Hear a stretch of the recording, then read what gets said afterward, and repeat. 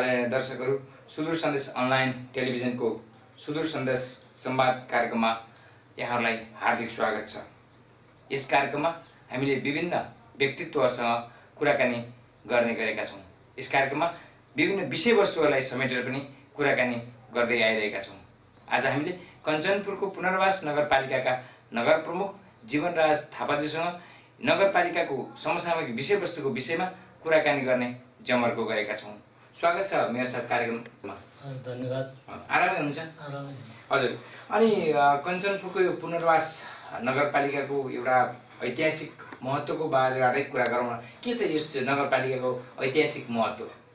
यसको ऐतिहासिक महत्त्व भन्यो भने सबभन्दा हामीले यो वडा नम्बर 9 मा रहेको पेरा ताललाई एउटा ताल र यहाँको पर्यटकीय स्थलको रूपमा हामीले त्यसलाई लिएका छौँ र त्यसलाई अब विस्तार गर्ने, त्यसलाई फेरि अब यो पर्यटकीय स्थलको रूपमा लैजाने भनेर हामी योजनाबद्ध किसिमले हामी लागेका छौँ। हजुर, मैले यसलाई यो पुनर्वास नगरपालिकाको स्थापनाको विषय जस्तो पुनर्वास क्षेत्रकै ऐतिहासिक महत्त्वको विषयमा जोड्न खोजेको मैले। कसरी स्थापना भयो, कसरी यसको विकास भइरहेको छ? यो पुनर्वास नगरपालिका भनेको सम्पूर्ण देशबाटका एउटा पुनर यहाँ बसोबास गर्ने 2028 सालको यसको स्थापना भयो र यो 28 सालदेखि यसलाई निरन्तर बसोबास बढ्दै गयो। 28-29 देखि फेरि कुनै 35-36 तिर पनि बसोबास भएर त्यही क्रममा पुनर्वासको एउटा तत्कालीन महेन्द्र सरकारको पालामा, महेन्द्र राजाको पालामा होइन एउटा यो भारतसँग जोडेको, सीमा जोडिएको यो एरिया क्षेत्र भएको हुनाले यहाँ भोलिको दिनमा हुँदाहुँदै भारतले अतिक्रमण गर्दै जान्छ कि यसलाई फेरि आफ्नो भूभागमा लैजाने गर्छ कि भनेर यसलाई रोक्नको लागि पनि एउटा बारको रूपमा पनि यसलाई त्यो बेला त्यसरी यसलाई पुनर्वास नगरपालिकालाई त्यसरी पनि बनाएको थियो र त्यही सिलसिलामा यहाँ विभिन्न देशहरूमा रहेका बाढी पीडित अब सुकुम्बासी गरिब त्यस्ता व्यक्तिहरूको लागि यहाँ बोलाएर बसोबास गरेर यो ठाउँको स्थापना भयो। हजुर, जस्तो यो क्षेत्रमा बसोबास गर्दै आउँदाखेरि यहाँ त हुन त अहिले जनप्रतिनिधि यहाँको नेतृत्व गरिरहनु भएको छ। यो क्षेत्रमा बसोबास गर्दाखेरिको आफ्नो अनुभव सुनाइदिनुहोस् न। कस्तो अनुभव गर्नुभयो, कस्तो लागिरहेको छ? एउटा म पनि 29 सालतिर यो क्षेत्रमा आएको हुँ। म बच्चामै आएको हुँ। मैले 10-11 वर्षको उमेरमा यहाँ बसोबास गर्न आएर मैले अब त्यो बेलाको यो पुनर्वासको जो बसोबासको बेला थियो, समय थियो, त्यो हामीले पुरै जङ्गलमा हामी बसेका हौँ र कुनै पनि नेपाल सरकारले अथवा श्रीवासको सरकारले तत्कालीन कुनैले पनि यो बसोबास गर्नको लागि यो कटान गरेको पनि थिएन, केही पनि थिएन र 28 देखि 33 सालसम्म आफै बसोबास गर्ने आफ्नो एउटा जमिन उसले सर्वे गरिदिएको थियो।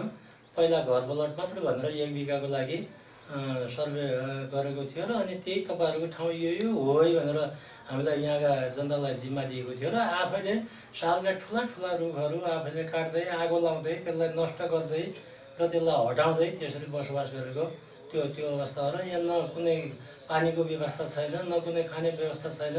मान्छेहरू तत्काल त्यो बेला धेरै मान्छेहरू पानीको लागि कुनै ठाउँ जाँदा पनि जङ्गलबाटै हराएको अवस्था र अहिलेसम्म नि नभेटिएको अवस्था पनि छ र त्यस्तो भएको अवस्थामा यो पुनर्वासको स्थापना गरेर हामी बस्दै बस्छौँ। हजुर, मेयर साहब, अनि त्यतिखेरको यहाँको अनुभव र अहिलेको यहाँको जो नेतृत्व गरिरहनु भएको छ त्यो अनुभवलाई यसो सँगसँगै राखेर हेर्दाखेरि कस्तो अनुभूति हुन्छ आजभोलि यहाँ? जो यसमा मैले कल्पना गरेको पनि थिएन त्यस्तो जङ्गलबाट यस्तो ठाउँ बनाउन सकौँला र यस्तो बसोबास होला, यति रमणीय ठाउँ होला भन्ने कल्पना पनि गरेको थिएन र अहिले अब त्यस्तो जङ्गलबाट हामी यो ठाउँमा सबैभन्दा अझ राम्रो पक्ष त्यसको प्लानिङ भएको हुनाले पनि यो प्लानिङ पनि अति व्यवस्थित प्लानिङ छ र यसको साह्रै बसोबास पनि अति राम्रो प्लानिङ छ र यहाँ विकास निर्माण पनि साँच्चै भन्यो भने धेरै छिटो भएको पनि हामीले होइन मानेका छौँ र यो एउटा राम्रो के भने अब कल्चर यो देशका विभिन्न कुना काप्चा विभिन्न ठाउँहरूबाट आएको हुनाले विभिन्न कल्चर भएका, विभिन्न संस्कृति भएका, विभिन्न भाषा भेष भएका व्यक्तिहरू भएको हुनाले यो ठाउँको अलिकति एउटै समुदाय भयो भने त्यसको विकास हुन केही टाइम लाग्छ, तर सम्पूर्ण समुदाय देशभरिको विभिन्न क्षेत्रमा बसेको समुदाय भएको हुनाले यहाँ आफ्ना अनुभवहरू एकअर्काका अनुभवहरूलाई पनि यसलाई विकास निर्माण लगायतका विभिन्न क्षेत्रमा पनि यसलाई राम्रो भएको हुनाले तपाईँ हाम्रो सचेतता कोरोना भाइरस रोगको संक्रमण रोक्न अपनाऊ सतर्कता। कोरोना भाइरस रोग श्वास प्रश्वासको माध्यमबाट सर्ने संक्रमण हो। संक्रमित व्यक्तिले खोक्दा र हाच्छिउँ गर्दा निस्कने थुक र सिङ्गानको माध्यमबाट एक व्यक्तिबाट अर्को व्यक्तिमा यो भाइरस सर्दछ। यसको संक्रमणबाट बच्न के गर्ने? खोक्दा हाच्छिउँ गर्दा नाकमुख छोप्ने र प्रयोग गरेको टिस्यु पेपरलाई तुरुन्त फोहोर फ्याँक्ने बाकसमा फाल्ने। बेला बेलामा साबुन पानीले मिची मिची हात धुने वा अल्कोहल भएको सेनिटाइजर प्रयोग गर्ने। हात नमिलाउने, त्यसको सट्टा नमस्कार गर्ने। के नगर्ने? खोकी लागेको व्यक्तिबाट टाढा रहने वा आफूलाई खोकी लागेको छ भने पनि अरू व्यक्तिबाट टाढा बस्ने। भिडभाडमा नजाने र अरूलाई पनि नजान सुझाव दिने। र ध्यान दिनै पर्ने कुरा, ज्वरो आएमा, खोकी लागेमा, सास फेर्न गाह्रो भएमा तुरुन्तै नजिकैको स्वास्थ्य केन्द्रमा सम्पर्क गर्नुहोस्। पुनर्वास नगरपालिकाद्वारा जनहितमा जारी सन्देश। जस्तो हजुर यहाँ त 2049 सालदेखि यो ठाउँको एउटा जनप्रतिनिधिको हिसाबमा पनि काम गर्दै आउनुभयो र अहिले नगरपालिकाको प्रमुखको जिम्मेवारी पनि सम्हाल्दै आउनु भइरहेको छ र अहिले जस्तो पुनर्वास नगरपालिकाको विकास निर्माणको कुराहरूलाई हेर्दाखेरि के कस्तो अवस्थामा हुँदैछ र कतातर्फ जाँदैछ? म अब 38-39 सालतिरदेखि नै म विद्यार्थी जीवनदेखि नै एउटा समाजसेवा र राजनीति हिसाबले म होइन त्यसरी अब लाग्न समाजको केही परिवर्तन गर्नुपर्छ, यो समाजलाई बनाउनुपर्छ भन्ने उद्देश्य लिएर म त्यसरी अनि त्यही बेलादेखि नै म लागेँ एउटा समाजसेवा गर्नुपर्छ भन्ने उद्देश्यले म शुद्ध अब यही बाटोमा लागेँ र म यो 2036 साल 38 सालका विभिन्न जनआन्दोलनहरूमा पनि सहभागी भएर 46-47 को होइन यो जनआन्दोलनमा जो बहुदल प्रजातन्त्रको लागि लडाइँ थियो त्यो बेला पनि हामी सरिक भयौँ र त्यसमा पनि हामीले आफ्नोबाट अब निकै यातना पाउने कुराहरू निकै गर्ने कुराहरू भयो र त्यो भइसकेपछि जब नेपालमा 47 सालमा जब प्रजातन्त्र संविधान बनिसकेपछि 47 सालको अनि त्यो संविधान अनुरूप 48 सालमा अब राष्ट्रिय चुनाव र फेरि 49 सालमा स्थानीय चुनाव गाविस स्तरको चुनाव भएर म यो आज जुन ठाउँमा छु म यही पुनर्वास नगरपालिकाकै एउटा हिजोको त्रिभुवन बस्ती गाविसकै उसमा हामीले नगरपालिका भवन स्थापना पनि गरेका छौँ र मैले 49 सालदेखि त्रिभुवन बस्ती गाविसको अनि मैले नेतृत्व लिएर उपाध्यक्ष भएर पनि आफैले काम गर्ने अवसर पाएँ र त्यसपछि 54 सालमा फेरि पुनर्निर्वाचित भए गाविस अध्यक्ष र यो पुनर्वासको त्रिभुवन बस्ती विशेष गरेर त्यो बेलाको अवस्थामा म त्रिभुवन बस्तीकै गाविस अध्यक्ष भएर काम गर्दाखेरि म त्रिभुवन बस्ती भएर कोही विकास निर्माणमा जेदा त्यो बेला होइन गरियो सबैभन्दा अब अलि राम्रो पनि बिच सेन्टर पनि परेको गाविस हो यो उतापट्टि होइन पूर्व दक्षिणतिर भनिदियो भने अब त्यहाँ होइन परासन गाविस यतापट्टि पश्चिमतिर भने कालिका गाविस र उत्तरतिर भन्यो भने 22 बिचवा गाविसको यो अलि सीमासँग त ज्यादा जोडिएको गाविस हो त्रिभुवन बस्ती त्यो बेलाको अनि त्यो अवस्थामा त्रिभुवन बस्ती त्यो गाविसको अलिकति भौगोलिक स्थिति पनि राम्रो थियो र बिच सेन्टर पनि भएको हुनाले विकास गर्न पनि हामीले सबै कुराहरूमा पनि अलि त्रिभुवन बस्ती त्यो बेलाको अवस्थामा पनि विकास गर्नमा सजिलो भयो र हामीले विकास त्रिभुवन बस्तीमा विकास भएकै हामीले महसुस गरेका छौँ। अहिलेसम्म जनताहरूले पनि सबैले राम्रै भएको भनेर भनेका छन् र अहिले समग्रमा त्यसपछि होइन यति लामो समयपछि फेरि निर्वाचन भइसकेपछि यो पुनर्वास नगरपालिकाकै मेयरको उम्मेदवार नेकपा एमालेबाट मैले पाएँ र उम्मेदवार पाइसकेपछि जनताले फेरि हिजोको एउटा गाविसबाट निर्वाचित भएको अहिले 4वटा गाविस मिलेर तत्काल 4वटा गाविस मिलेर एउटा नगरपालिका बनेको उसमा पनि मैले उम्मेदवारी पनि पाएँ र यो जनताले पनि मलाई विश्वास गरेर यो मलाई जिम्मेवारी सुम्पेका छन् र म त्यही अनुसार लागेको छु। हजुर मेयर साहब जस्तो हुन त अहिलेको नगरपालिका हिजोको गाउँ विकास समिति अब विकास निर्माणको काममा रकम थोरै कम त्यस्तो पनि थियो होला तर हिजोको नेतृत्व गर्दाखेरिको आज 4वटा गाउँ विकास समिति मिलेर बनेको नगरपालिका नेतृत्व गरिरहँदाखेरि तपाईँ आफूलाई कठिनाइ अप्ठ्यारो अथवा त्यस्तो खुसी अथवा रमाइलो त्यो हुन्छ नि त्यस्तो के अनुभूति गरिरहनु भएको छ? हिजोको अवस्था भन्ने हो भने त बजेटको स्थिति पनि कम थियो र हामीले सोझै केन्द्रबाट आफैले माननीयहरू मन्त्रीहरू उनीहरू कति गर्ने आफ्नै किसिमले विकास गर्ने र जिल्ला विकासबाट भनौँ न केही आफूले कति पहल गर्न सकिन्छ कति बजेट ल्याउन सकिन्छ त्यो बेला जिल्ला विकास मार्फत धेरै बजेटहरू आउँथ्यो विकास निर्माणका आउँथ्यो र त्यो पनि होइन पहल गरेर त्यो बेलाको स्थिति त्यस्तो त्यो जिल्ला विकासको बाट हुने र अनि त्यसपछि नेकपा एमालेको सरकार बनिसके 51को सरकार बनिसकेपछि जो 3 लाख सोझै अनि गाविसमा दिने भन्ने निर्णय भइसकेपछि त्यो गाविसमा दिने भइसकेपछि अनि त्यो बेलाको धेरै 3 लाख भनेको त्यो बेलाको अवस्थामा 53-54 सालको त्यो अवस्थामा धेरै होइन उ थियो र त्यसले पनि अहिले ठुलो विकास गर्न उहाँहरूलाई मद्दत पुगेको छ र त्यो बेलाको 3 लाख र अहिले अब मैले 68 करोडको अहिले बजेट विनियोजित गर्न पाएको छु भनेपछि पुनर्वास नगरपालिका यत्रो पहिलो त नगरवासीहरूलाई धन्यवाद दिन चाहन्छु र सम्पूर्ण होइन मलाई पत्याउनु भयो मेरो पार्टीलाई पत्याउनु भयो विश्वास गर्नुभयो र विकास निर्माणमा उहाँ होइन राम्रैसँग म माथि विश्वास गरेर तपाईँहरू मत दिनुभयो त्यसलाई धन्यवाद दिन चाहन्छु र अन्य अब त्यसपछि यो अवसर मैले पाएको छु अहिले एउटा गाविसमा मात्र हेर्ने हिजोको समयमा अहिले पुरा यत्रो 4वटा गाविस मिलेर एउटा नगरपालिका बनेको छ 11वटा वडा बनेका छन् र सबै वडालाई पनि हामीले प्राथमिकता क्रममा कुन कसरी जनसङ्ख्याको आधारले एउटा र अर्को विकासको मोडल उसको कस्तो छ हिजोको स्थितिमा कस्तो छ कसलाई प्राथमिकता दिने र अलि अगाडि बढाउनु पर्छ भन्ने हिसाबले पनि अहिले मैले जो अलिक पछाडि हिजोको विकासमा अलिक पछाडि परेका वडाहरू गाविस भन्न तत्कालीन गाविस र वडाहरूलाई मैले विशेष बजेटलाई विनियोजन गरेर त्यसले विकास गर्ने गरेको छु र सबैले अहिलेसम्म विकासमा कुनै किसिमको त्यस्तो भएको भनेका छैनन् र यो जो हेर्नुपर्ने अहिले नीति अनुसारको त्यो किसिमको त्रिभुवन बस्तीले बजेटिङ गरेको छ र पुनर्वास नगरपालिकाले त्यो बजेटिङ गरेर अगाडि बढिरहेको छ हैन त हजुर भनेपछि जस्तो यहाँको जो 3 वर्षे सायद कार्यकाल 3 वर्ष पुग्दैछ क्यारे हैन यहाँको नगरपालिकाको नेतृत्व लिनुभएको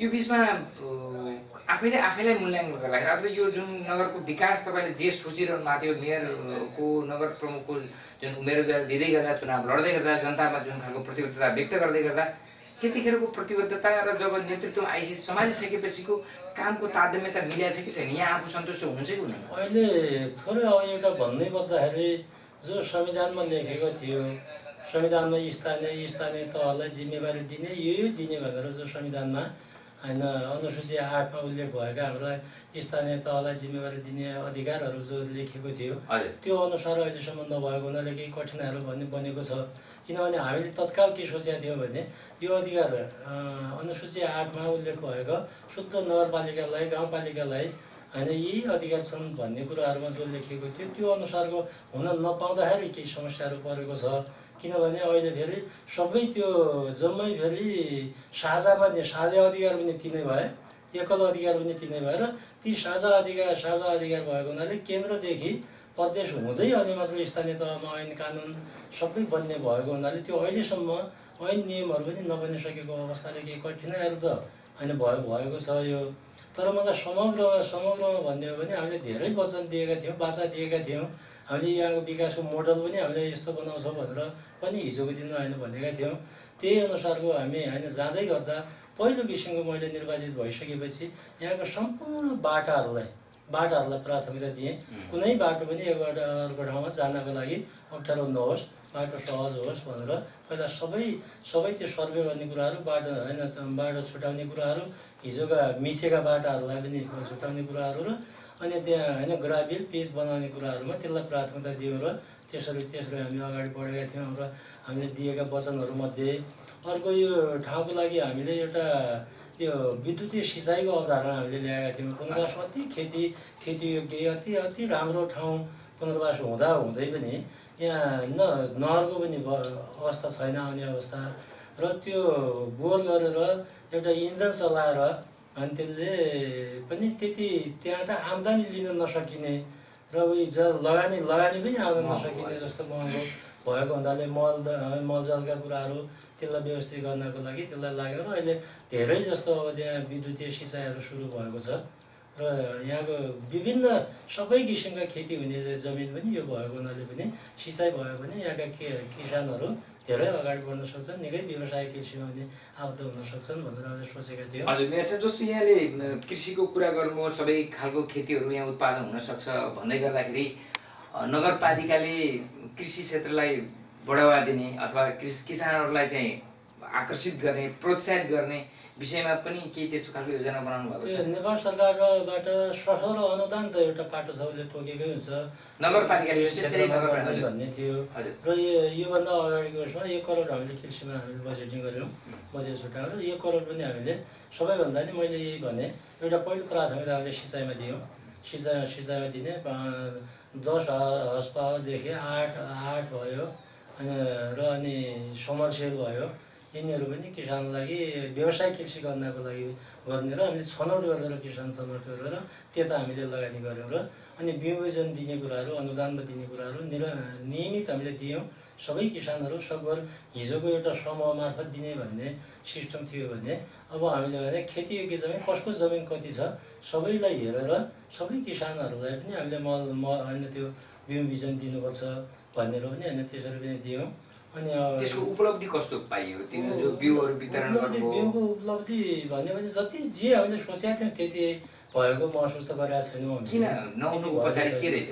अलिकति यस्तो कि सबैले माग्न खोज्नु, सबैले लिन खोज्नु, जग्गा जमिन कसैको नहुनु र माग्दाखेरि हामी पनि तिमी बराबरै हो भन्ने 4 बिघा 3 बिघा 4 बिघा भएका मान्छेले पनि त्यही लिने रेसियोमा, अनि 5 कट्टा भएकाले पनि त्यही लिने र त्यो अलिक दुरुपयोग हुने पनि हामीले देखेका छौँ। र त्यसलाई अनि पछिल्ला दिनहरूमा हामीले त्यसलाई नियन्त्रण गरेर दुरुपयोग हुन नदिनको लागि नियन्त्रण गरेर हामीले सबै जमिनको कति जमिन कसको छ पहिला त्यो लियौँ र त्यही आधारमा मात्र हामीले वितरण गरौँ भनेर पछिल्ला दिनहरूमा त्यस्तो भएको छ र त्यति दुरुपयोग भएको छैन। त्यसले राम्रै गरेको अवस्था, प्रतिफल चाहिँ राम्रै भयो। हिजो तुलनामा धेरै भएको छ। किसानहरू वास्तवमा सरकारले यस्तो क्षेत्रमा लगानी गरेको छ, हामी ठिक छौँ, सन्तोषित छौँ, अझै बढाउनुपर्छ भन्ने कुराहरू जनाएका। हजुर, मेरो सबै अनि जस्तो सिँचाइमा जुन खालको लगानी गऱ्यौँ भन्नुभयो नि, त्यो सिँचाइको लगानीले किसानहरूले वास्तवमा चाहिँ प्रतिफल पाएको अनुभूति गरेका छन्? धेरै राम्रो भएको छ सिँचाइ। कुनै मान्छेको पनि त्यस्तो छैन कि अब सिँचाइ छैन भन्ने कुराहरू पनि छैन। र यो नभए पनि 4-5 बिघासँगै जोडेका घर जोडेका तिनीहरूबाट पनि होइन पाउने जे होस् अब पैसै तिरेर भए पनि होइन पाउने वातावरण बनेको छ र त्यो सिँचाइको बिना खेती हुन नसकेको भन्ने कुराहरू त्यस्तो छैन। तपाईँ हाम्रो सचेतता कोरोना भाइरस रोगको संक्रमण रोक्न अपनाऊ सतर्कता। कोरोना भाइरस रोग श्वास प्रश्वासको माध्यमबाट सर्ने संक्रमण हो। संक्रमित व्यक्तिले खोक्दा र हाच्छिउँ गर्दा निस्कने थुक र सिङ्गानको माध्यमबाट एक व्यक्तिबाट अर्को व्यक्तिमा यो भाइरस सर्दछ। यसको संक्रमणबाट बच्न के गर्ने? खोक्दा हाच्छिउँ गर्दा नाकमुख छोप्ने र प्रयोग गरेको टिस्यु पेपरलाई तुरुन्त फोहोर फ्याँक्ने बाकसमा फाल्ने। बेला बेलामा साबुन पानीले मिची हात धुने वा अल्कोहल भएको सेनिटाइजर प्रयोग गर्ने। हात नमिलाउने, त्यसको सट्टा नमस्कार गर्ने। के नगर्ने? खोकी लागेको व्यक्तिबाट टाढा रहने वा आफूलाई खोकी लागेको छ भने पनि अरू व्यक्तिबाट टाढा बस्ने। भिडभाडमा नजाने र अरूलाई पनि नजान सुझाव दिने। र ध्यान दिनै पर्ने कुरा, ज्वरो आएमा, खोकी लागेमा, सास फेर्न गाह्रो भएमा तुरुन्तै नजिकैको स्वास्थ्य केन्द्रमा सम्पर्क गर्नुहोस्। बेलौरी नगरपालिका कञ्चनपुर। जस्तो यहाँहरूले चाहिँ गत वर्ष प्रदेशको कृषि मन्त्रीलाई पनि यो क्षेत्रमा ल्याएर भ्रमण पनि गराउनु भयो। मकै खेती तपाईँहरू चैत वैशाखमा माघ फागुनमा लगाउने मकै र चैत वैशाखमा पाक्ने मकै खेती पनि यहाँ भइरहेको छ। त्यतिखेर पनि किसानहरूले सिँचाइको ठुलो समस्या छ भनेर भनिरहेका थिए कि यो वर्षको मकै खेती गर्दाखेरि त्यो अनुभूति भनौँ तिनीहरूले सहयोग पाए अथवा त्यो सिँचाइको सुविधा अलिकति सहज बन्यो? अन्त ड्रिप सेटहरू पनि 2-3वटा नगरपालिकामा आएका छन् प्रदेशबाट। र त्यो 60 बिघा भन्छ, त्यसले 60 बिघाको एरियासम्म लैजान सक्ने त्यस्तो पनि भएको छ। र अन्य अब औजारहरू अन्य सामग्रीहरू पनि प्रदेशले दिने गरेको छ। तर हामीलाई यति हो कि हामीसँग एउटा नगरपालिकासँग समन्वय नगरिकन आफ्नै किसिमले अनि दिने भएको हुनाले यो सकभर नभइदिए नगरपालिकासँग समन्वय भएर गर्नु पाए राम्रो हुन्थ्यो भन्ने हो। र पटक हामीले प्रदेशमा भनेको छौँ। प्रदेश र हाम्रो स्थानीयको त्यति समन्वय भएको अवस्था छैन। त्यसले अलि अप्ठ्यारो परिरहेको छ। डुप्लिकेसन हुने सम्भावना पनि त्यहाँ देखिएको हुनाले अब आउँदा दिनहरूमा 2 वर्षै बाँकी भयो भने हामी समन्वय गरेर जाउँ भनेर पनि होइन मन्त्रीज्यूहरूसँग मान्यज्यूहरूसँग पनि मैले पटक अनुरोध गरेको छु र हुन्छ आउँदा दिनमा यसरी जानुपर्छ भन्ने उहाँहरूले पनि महसुस गर्नुपर्छ। हजुर, अहिले अब यो अलिकति विकासकै कुरा गरे हुनाले अनि यहाँहरूले गरिरहनु भएको जुन अहिलेसम्मको विकास र अर्को जो यो अहिले नगरसभा पनि यहाँहरूले सकिसक्नुभयो, अर्को वर्षलाई केलाई विकासलाई प्राथमिकता दिनुभएको छ? कोभिड-19ले पनि यहाँहरूलाई पनि प्रभावित चाहिँ पारिरहेको अवस्था होला, त्यसले र कोभिड-19ले र विकासको त्यस्तो प्रभाव पारेको अवस्था रह्यो कि रहेन? कस्तो खालको अनुभूति छ यहाँ? होइन, यो त अहिले हामीले 11 करोड हामीले काम गर्न सकेनौँ। त्यसलाई त्यसै अब कतिपय हाम्रो बजेट त त्यसलाई केही भएन, आगामी अल्ल्या गरेर हामीले लिएर गयौँ, त्यो कुनै त्यस्तो भएन। आउँदा दिनहरूमा गर्छौँ, यो कोभिड-19को कारणले अब त्यो रोकिएको। तर अरू सङ्घ र प्रदेशको बजेट त त्यो सोचे त्यो भनौँ न फेर्दै गयो भन्ने कुराहरू, त्यो होइन फ्रिज भयो भन्ने कुराहरूले अहिले केही नोक्सानहरू भएको छ। काम गरेर 3-4 महिनाको अवधि लकडाउनको कारणले त काम त कुनै काम हुनै सकेन। सामान्य काम, मान्छे धेरै भिडभाड नहुने कुराहरूमा, त्यस्ता कामहरू कुनै बाटाघाटाका ग्रामीण गर्ने कुराहरूमा केही भएको छ। ठुला योजना जस्तै पिच बाटाहरूका योजना भए, विभिन्न सभा समारोह भेला प्रशिक्षणका कार्यक्रमहरू सबै बन्द भएका छन् र त्यो आउँदा दिनहरूमा यसलाई लैजानुपर्छ भन्ने कुराहरू हो। अहिले हामीले फेरि बजेटको कुराहरूमा भन्यो भने यसपटक हामीले अझै मुख्य हामीले प्राथमिकता कृषिलाई नै दिएका छौँ। किनभने कृषि यो ठाउँमा विदेशबाट फर्केका दाजुभाइ दिदीबहिनीहरू जति हुनुहुन्छ उहाँहरू बेरोजगारी अवस्थामा रहने भएको हुनाले कतिपय त यहाँ जग्गा जमिन भएकै व्यक्तिहरू हुनुहुन्छ र होइन 1-2 बिघा भएको व्यक्तिहरू हुनुहुन्छ। उहाँहरू त आफ्नो काममा सेटल हुन सक्नुहुन्छ, त्यो खेतीपातीमा लाग्न सक्नुहुन्छ र उहाँहरूलाई पनि प्रोत्साहन दिने र त्यसमा आधुनिक किसिमको अब अनि कृषि काम गर्ने भनेर हामीले त्यो पनि योजना बनाएका छौँ। र सबैभन्दा अब अन्य पनि हामीले धेरै बजेट छुटाएर कृषिमै हामीले बजेट दिन्छौँ र कृषिलाई नै अहिले हामीले 1 करोडको 2 करोड बनाएका छौँ र त्यसमा विशेष गरेर बाहिरबाट आएका व्यक्तिहरूलाई उहाँहरूले आफूले के सिप सिक्नु भएको छ उहाँहरूको सिपलाई हामीले सबै त्यो एउटा लिस्टिङ गरेर कहिले के जानुपर्छ त्यही अनुसारको उहाँहरूलाई कार्यक्रम दिने, उहाँहरूलाई त्यही किसिमको कृषि काममा दिने अनुदान हुन्छ। अथवा हामी बैङ्कसँग पनि हामीले समन्वय, नगरपालिकाले समन्वय गरेर पनि उहाँलाई सहुलियत मूल्यमा ऋण लिन वातावरण बनाउने भनेर हामी त्यसरी लाग्यो। हजुर, हामीले सुन्दै थियौँ कि यहाँको कार्यकालमा पुनर्वास नगरपालिकाको कच्ची बाटो होइन कि सबै बाटाहरू पिच हुनेछन् भनेर सायद यहाँको परिकल्पना पनि थियो, हामीले त्यो सुनेका थियौँ। अनि त्यो यहाँको परिकल्पना अनुसार पुनर्वास नगरपालिकाका बासिन्दाहरूले कालोपत्रे सडकमै हिँड्नै पाउने अवस्था बन्ने हो कि खालि गफ मात्रै हुने हो? धेरै हामीले गर्छौँ। हामीले यो बिचमै 10 किलोमिटरसम्म हामीले पिच बनाइसकेका छौँ। हामी मुख्य हामी यो एउटा वडाबाट अर्को वडा जाने, एउटा नगरपालिकाबाट अर्को नगरपालिका जाने र धनगढीसँग जोडिएको भनौँ मेन बाटो भएको हुनाले यो बाटो अब पिच छैन, त्यो बनिसकेको छ। र अन्य बाटाहरू पनि हामीले एक ठाउँबाट सदरमुकाममा जाने, जुनसुकै ठाउँमा पनि नगरपालिकामा आउने, सबै वडाबाट नगरपालिकामा आउने जोड्ने बाटाहरू हामीले पिच होइन सुरु गरेका छौँ। कति बनेका छन् र यसै वर्ष पनि धेरै पिचहरू हुने कार्यक्रम यो कोरोनाले गर्दाखेरि केही रोकिन गएको छ र यो आगामी वर्षमा त्यसलाई हामी गर्छौँ र लगभग 2 वर्षको अवधिमा धेरै बाटाघाटाहरू पिच हुन्छ र सबै जनताहरू पिचमा हिँड्न पाउँछन् भन्ने मलाई विश्वास छ। हजुर, अनि मेरो चाहिँ अहिले विकास निर्माण नगरपालिकाको यहाँले गरिरहेका कामहरूका विषयमा पनि छलफल गऱ्यौँ। अलिकति अब तपाईँहरूको नगरपालिका त्यो यो अन्तर्राष्ट्रिय सीमा विवाद पनि रहेको क्षेत्रका रूपमा पनि हेरिन्छ। यो सीमा विवाद अथवा सीमामा देखिने समस्याहरूले पनि यहाँको कामलाई यहाँ जे सोचिरहनु त्यो कामलाई के प्रभावित पारेको छ? सीमाको बोर्डरको अवस्था कस्तो छ? अब यो समय अनुसारको यो ज्यादा हुँदो रहेछ। हिजोको दिनमा हामी त सुरुदेखि नै सीमासँगै हामी इन्डियासँगै लड्नुपर्ने अवस्था पनि आएर सिमाना रहेका अनि एसएसपीहरूले पनि धेरै दुःखहरू दिए। खुल्ला नाका छन्, हाम्रो दाजुभाइ दिदीबहिनीहरू नजिकको होइन भारतको बजारमा गएर सामान ल्याउने ओसार पसार गर्दाखेरि धेरै दुःख पाएका छन् र धेरै हामीले यो बिचमा निर्वाचित हुने बित्तिकै सबभन्दा हामी च्यालेन्ज त्यसैमा यो सीमासँगै हामीलाई धेरै समस्याहरू पर्यो। यहाँ हामीले अब हुँदाहुँदै मैले त्यति मात्रै होइन, यहाँ नजिक जोडिएका यो नगरपालिकासँग जोडिएका जति त्यहाँ ग्राम पञ्चायतहरू छन् इन्डियाका उनीहरूको प्रधानहरूलाई नि बोलाएँ र यहाँ नगरपालिकामै बोलाएँ मैले।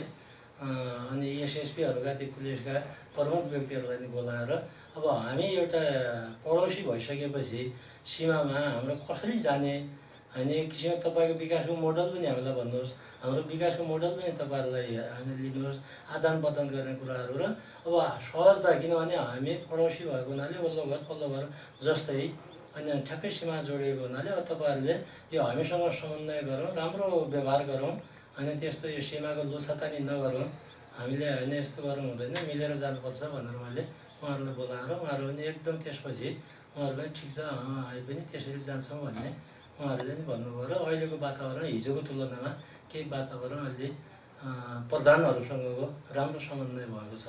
र एसएसपी त सरकारले गर्ने नीति र त्यो नीति त यथावतै छ, त्यही किसिमले गएको छौँ। र त्यो चुनौतीसँगै हामी भिडिरहेका छौँ, यहाँका जनताहरू लागेका छन्। हजुर, यहाँको क्षेत्रमा त कतिपय किसानहरूले लाल पूर्जा आफ्नो हातमा छ, कर तिरिरहेका छन्, तर खेती गर्न पाइरहेका छैनन् भन्ने पनि समाचारहरू आइरहेका छन्। त्यो कुराहरू कस्तो खालको के कुरा? पछिल्लो दिनहरूमा कस्तो भयो भने नेपाल सरकारले पनि दुईटा बिचमा सम्झौता भएछ। सम्झौता भएपछि हिजोको जसले कमाइरहेको छ, जसले ओगटिरहेको छ, जसले होइन त्यसलाई कानमा गरेको छ त्यो जमिनलाई अहिले त्यसैले नै गर्ने भन्ने कुराहरू आयो। त्यो हामीले पनि होइन विभिन्न ठाउँमा गएर हामीले होइन सुन्यौँ नेपाल सरकारको नीति यस्तो यस्तो भएको भन्ने। तर हामीले आफूले भोगचलन गरिराखेको त्योलाई पनि हामीले अहिलेसम्म पाएका छैनौँ। मैले धेरै ठाउँहरूमा मैले होइन म प्रधानमन्त्रीसँग डेलिगेसन जाँदा पनि मैले यही कुराहरू राखेको छु। यहाँको हाम्रो हातमा लाल पूर्जा छ, त्यो भारतले आफ्नो कब्जामा लिएको छ र उसले त्यसलाई बाँझो त्यसलाई युज गर्ने कुराहरू होइन कि त्यसै राखेको छ। त्यसलाई हामीलाई जोत्न दिएको पनि छैन, कमाइ खान दिएको पनि छैन, यस्तो अवस्था छ। यसलाई छिटो गरिदिनु पऱ्यो भनेर मैले पटक पटक अनुरोध पनि गरेको छु। र त्यो अहिलेसम्म पनि हामीले पाएको अवस्था छैन। वीरबहादुर सुनार हुनुहुन्छ, उहाँ चाहिँ 20औं वर्षदेखि चाहिँ त्यो ठाउँमा आफ्नो जमिन पूर्जा आफूसँग छ, तर खेती लगाउनु पाइरहनु भएको छैन। त्यतिकै छ, त्यतिकै छ, त्यो सेला छ, त्यो अगाडि बढेको पनि छैन। उसले उसँग भन्दाखेरि उसले हामी दिनु हाम्रो हो भन्छ। यो सीमाङ्कन नभइकन यो हाम्रोमा परेको छ, पूर्जा किन दियो भन्छ दाबी गर्छ। यो हामीले लामो समयसम्म 15-20 वर्षसम्म हामीले कमाएको जमिन होइन, तिमीहरूले किन लिन्छौ, अन्त पुज्दै छ भन्दा पनि उसले स्वीकारेको अवस्था छैन। र यो अहिले पनि यथावतै छ, त्यत्तिकै बाँझै रूपमा रहेको छ। त्यो हजुर, जस्तै जैविक विविधताले भरिपूर्णको रूपमा लिएको यहाँले पर्यटकीय क्षेत्र पनि बनाउन खोजिरहेको प्याराताल कस्तो अवस्थामा छ? प्याराताल अहिले पनि हामीले ठेक्का त हामीले दिएका छौँ, माछा मार्ने ठेक्का हजुर र त्यहाँ गर्ने ठेक्का दिएका छौँ। तर कोरोनाको कारणले अहिले त्यो काम हुन सकेन। र त्यसमा आपत्ति उसले जनाएको छैन, किनभने ठेक्का दिँदाखेरि उसलाई पनि अनुमति लिनुपर्ने थियो ठेकादारले, हामीसँग नभयो भने। उसले पनि अनुमति, इन्डियाले पनि अनुमति दिने र त्यस्तै भयो। इन्डियाले पनि केही त्यसको भाग त्यसलाई त्यो माछा मार्ने गर्ने कुराहरूमा केही लिने गरिरहेको अवस्था छ त्यो अहिले पनि। र त्यहाँ जाँदा त्यति आपत्ति चाहिँ होइन, जनाउँदैन। र तर सामान्य हामी तारबा गर्दा तपाईँहरूलाई थाहा छ, तारबा आफ्नो भूमिमा हिजो जसले ओगटिरहेको थियो, कमाइरहेको थियो, हाम्रै उसमा थियो। र हामीले यो जङ्गली जनावर आउने बाटो रोक्नको लागि विद्युतीय तारहरूले गर्ने निर्णय गर्यो। र विद्युत तारहरू गर्दाखेरि पनि उसले त्यो विद्युतीय तार पनि हाम्रो भूमिमा पनि उसले लगाउन दिएको अवस्था छैन। यो यथावतै छ। हामी अब त्यो भारतबाट पीडितै छौँ हामी। हजुर, अनि जस्तो यो अहिले अब हुन त भ्रमण वर्ष 2000 पर्यटन वर्षको रूपमा 2020 गरी त्यो कोभिडले गर्दाखेरि प्रभावित भयो। अनि तैपनि जस्तो पुनर्वास नगरपालिकाका पर्यटकीय क्षेत्रहरू विकास अथवा पर्यटकीय सम्भावना बोकेका क्षेत्रहरू केही छन्, त्यस्ता विकास गर्ने प्रयत्नमा लागिरहनु भएको छ? के छ यहाँ? एउटा हामीले कोटियमलाई यो 2043 सालमा नरहरी नाथले कोटियम लगाएको ठाउँ, त्यहाँ 12 बिघा जमिन छ। त्यो बिघा अति रमणीय बिघा जमिन छ। त्यो जमिनहरू 12 बिघा छ, रमणीय छ। तल ताल परेको छ, बन्द ताल छ। माथि त्यो अग्लो भूभाग छ, त्यो उखडबाट भूभाग छ। एउटा पर्यटक स्थलकै रूपमा अति राम्रो हुने। र त्यहाँ पनि सहरी विकास मन्त्रालयले पुरा गत साल नै त्यसमा केही बजेटहरू 60 करोड सहरी विकास मार्फत होइन दियो। र तपाईँहरू ठुला दुईवटा त्यस्तै पर्यटकीय होस् अन्य होस् त्यस्तामा तपाईँहरू 2टा भन्दा 3टा योजना बनाउनु पाउनुहुन्न, बनाउनुहोस् भनेर हामीलाई भन्नुभयो। र हामीले त्यो अनुसारको हामीले 30 करोड कोटियम, त्यसलाई कोटियम एउटा पर्यटकीय स्थल र धार्मिक स्थल, धार्मिक पर्यटक बनाउने भनेर त्यता विनियोजन गऱ्यौँ। र 30 करोड हामीले एउटा रिङ रोडको अवधारणा हामीले जो हिजो 9 नम्बर वडा 20 बट्टादेखि त्यो कगाउँ हुँदै त्यसरी आएको छ। त्यसलाई रिङ रोडमा बनाएर 30 करोड अनुदानलाई विनियोजन गरेका छौँ र त्यो डिपिआर गरेर लिएर आएको छ, लिएर गएको छ र त्यो अहिलेसम्म काम सुरु भएको छैन। त्यसले पनि पर्यटक स्थल र अनि हामीले अर्को त्यो कोटियमदेखि त्यो भकुण्डा पनि पुरानो एउटा मन्दिर, यहाँको बसोबास अनि राणा थारूहरूको पालादेखि नै पुरानो अहिले त्यो मन्दिरको कालेश्वर मन्दिर पनि त्यहाँ रहेको हुनाले ती दुईवटा पर्यटक स्थल बनाउने भनेर हामीले अहिले पिच बाटोका योजनाहरू दुईवटा ठ्याक्कै पर्यटक स्थललाई जोड्ने धार्मिक पर्यटकलाई भनेर त्यसरी गरेका छौँ र त्यही भकुण्डामा फेरि एउटा राणा सङ्ग्रहालय भनेर पनि स्थापना भएको छ। ठुलो त्यसको संरचना बनेको छ। यहाँको मुख्य पर्यटकीय भनेको धार्मिक पर्यटकीय स्थल र त्यही एउटा सङ्ग्रहालय पनि एउटा नमुनाको रूपमा त्यो स्थापना भएको छ, बन्दैछ। अब यो वर्ष त्यो अन्तिम बन्ने फुल फिनिसिङ बन्ने योजना पनि छ र त्यो भइसकेपछि यहाँको सौन्दर्यता र यहाँको पर्यटकीय स्थल त्यसले पनि अलिक अगाडि बढाउँछ र अनि अहिले त हामीले त्यो पेरातालमा पनि हिजोको दिनमा लाउने कि नलाउने भन्ने थियो र त्यो विवादै भएको हुनाले अहिले हामीले भन्यौँ कि हिजोदेखि हाम्रो भूभाग हो 195 पिल्लर 500 मिटर भित्र चाहिँ जङ्गलमा छ भने त्यसको सिधा आउने हो भने पेराताल हाम्रो छ र उसले दाबी गर्न पाउँदैन र हामी लगानी लाउँछौँ भनेर अहिले नीति कार्यक्रममा विशेष पहिलो पर्यटकीय स्थलको रूपमा प्रकृति पर्यटकीय स्थलको रूपमा पेराताललाई हामीले बनाउने भनेर हामीले नीति कार्यक्रम पनि गरेका छौँ र बजेटिङ गरेर त्यसलाई अहिले पर्यटकीय स्थललाई रूपान्तरण गर्ने भनेर हामीले योजनामा लागेका छौँ। सङ्घीय सरकारले गरिरहेको छ यो हुलाकी बाटोको निर्माण काम त गरिरहेको छ, तर ढिलाइ भइरहेको छ। यसबारेमा केही जानकारी राख्नु भएको छ? यो बारेमा पटक मैले भने ठेकेदारलाई पनि होइन त्यो उता भीम साउद भन्ने ठेक्का लिएका छन् र अहिले मेयर भइसकेपछि आफ्नो भतिजा लक्ष्मण साउदलाई जिम्मा दिनु भएको छ र मैले पटक भनेको छु यो होइन तपाईँहरू कहिले बनाउने, किन हो गत सालमै सिद्ध्याउनु पर्ने, अहिलेसम्म होइन बनेको छैन। अझै पिच बाटो जो बन्नुपर्ने अझै बनेकै छैन। केही तपाईँले सामान्य त 4-5 किलोमिटर त अब सामान्य होइन बनेको छ। अझै त्यहाँ मेन ठाउँ जहाँ हो त्यो हाम्रो सिम्रीको एरिया त्यो दोदा पुलदेखि यहाँ सिम्रीसम्मको एरिया त्यो बनेको छैन, छिटो बनाउनु पऱ्यो भनेर भनेको छ र अहिले हामी एकदम स्पिडमा लागेका छ। यही बिचमै हामी असोज कार्तिकभित्र हामी पुरै फिनिस गर्छौँ भन्ने लागेको छ र त्यो हाम्रो त्यो बनिसकेपछि पुनर्वासको भविष्यको रूपमा धेरै राम्रो छ र हाम्रो नजिक बजार पनि धनगढी बजार भएको हुनाले र एक त धनगढी बजार पनि भयो, अहिले सुदूरपश्चिम प्रदेश पनि त्यही होइन कैलालीमै भएको हुनाले र सबै अर्थले पनि यहाँका जनताहरूको लागि निकै त्यो बाटो बन्यो भने निकै सुविधा हुन्थ्यो र अझै अगाडि बढ्नु। बाटो त्यो बन्ने अनि दोदामा बनेको पुलको बारेमा यहाँ सन्तुष्टि पुलको बारेमा पनि मैले के भने पुलमा अहिले त्यो सङ्घीय मन्त्रालयमा गएको थिएँ। जब एक गाडीमा त अर्को जाँदैन, यसलाई तुरुन्तै यसलाई भत्काएर बनाउने हो कि त्यो सँगै अर्को जोडेर बनाउने हो। त्यो बनाउनुहोस् भन्दाखेरि हाम्रो योभन्दा अगाडिको मन्त्री उहाँले अहिले यसै गत सालै भदौमा म आफै आउँछु, म उद्घाटन गर्छु, म त्यसलाई तुरुन्तै त्यहाँ बनाउँछु र त्यस्तो हुलाको सडक हो भने हाम्रो अवधारणा छ तुरुन्तै बनाउँछु भनेर भन्नुभयो। तर अहिलेसम्म बनेको छैन र त्यो यत्रो बाटो बनिसकेपछि त्यो नबनेपछि किन औचित्य पनि छैन र त्यहाँ अर्को पुल बनाउनै पर्छ भनेर पनि हामी डेलिगेसन पनि गएका छौँ र होइन गर्ने आश्वासन पनि छिटोभन्दा छिटो हामी गर्छौँ भन्ने आश्वासन दिनु। हामी कार्यक्रमको अन्तमा पुगेका छौँ। यस टेलिभिजन मार्फत जनताहरूलाई केही आग्रह केही भन्न चाहन्छ, केही छुटेको छ? यो छुट्नु भन्दा पनि पुनर्वास नगरपालिकाका सम्पूर्ण पुनर्वासी दाजुभाइ दिदीबहिनीहरूलाई म अनुरोध गर्छु, हिजोको त्यस्तो अवस्थाको पुनर्वास आज यस्तो अवस्थामा पुगेको छ।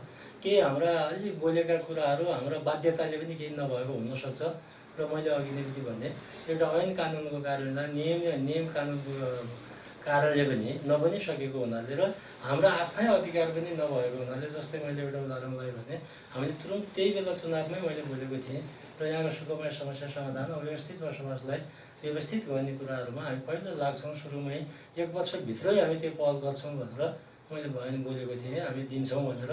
तर त्यो सङ्घीय सरकारले नगरिकन हामीले मात्र गरेर नहुने भएको हुनाले अहिले एकदम त्यो पनि अब सुकुमासी आयोग पनि बनिसकेको छ सङ्घमा, केन्द्रमा र तल्लो पनि बन्ने क्रममा छ र सबै लकडाउनको कारण अहिले यो कोरोना भाइरसको कारणले यो अस्तव्यस्त नभएको भए यसै वर्षदेखि पनि चैत वैशाखदेखि नै सुरु हुने भन्ने कुराहरू थियो र अब धेरै त्यो होइन नआतिनुहोस्। अब छिटै त्यो पूर्जा पाउने भने तपाईँहरू सक्नुहुन्छ र सुकुमास दाजुभाइहरूलाई पनि अनुरोध गर्न चाहन्छु। र विकास निर्माणको लागि मैले भने यसलाई सिँचाइलाई प्राथमिकता दिने भनेको छौँ। सब स्टेसनको लागि हामीले निर्णय भइसकेको छ। त्रिभुवन बस्तीको 10 कट्ठा जमिन पनि छ विद्युतको, अनि त्यहाँ बन्ने भनेर पुरै निर्णय भइसकेको छ। र यो लकडाउनकै कारणले यो अहिले बन्न नसकेको र यहाँ यदि त्यो सब स्टेसन बनिसकेपछि हामीलाई पर्याप्त मात्रामा पुनर्वासमा चाहिने बिजुली पनि उत्पादन हुन्छ, त्यहाँ कलेक्सन हुन्छ र त्यहाँबाट अनि वितरण गर्दा पनि सहज हुन्छ। र अनि मात्रै हामीले सिँचाइ विद्युतीय सिँचाइलाई धेरै अगाडि बढाउन हामी सक्छौँ भन्न चाहन्छु। र अब अरू अन्य क्षेत्रमा पनि हामी लागेकै छौँ। तपाईँहरूले पनि जनताले पनि अहिलेसम्म साथ दिनुभएकै छ। भोलि तपाईँहरूको साथको पनि अपेक्षा गर्दछु र तपाईँहरूको सबै गर्न खोज्ने तपाईँहरू बेलामा भन्नुहोस् न, म गर्न तयार छु। यहाँको विकासको लागि हामी लागिरहेका छौँ। समय र सम्वादको लागि यहाँलाई धेरै धेरै धन्यवाद। धन्यवाद। यो सुदूर सन्देशलाई पनि म धेरै धन्यवाद। मेरो आफ्नो विचारहरू राख्ने अवसर दिनुभयो र भोलिको दिनमा यसले होइन व्यापक अझै जनमानसमा यसले राम्रो काम गरोस् भन्ने कामना गर्छु। हस् धन्यवाद मेयर साहब। हजुर, हामीले आज कार्यक्रमको निर्धारित समय यहीँ सकिएको छ। सुदूर सन्देश अनलाइन टेलिभिजनको सुदूर सन्देश संवाद कार्यक्रमबाट म पनि बिदा हुन्छु। प्राविधिकमा साथ दिने रोशन भाइलाई धेरै धेरै धन्यवाद दिँदै हस्, धन्यवाद, नमस्कार।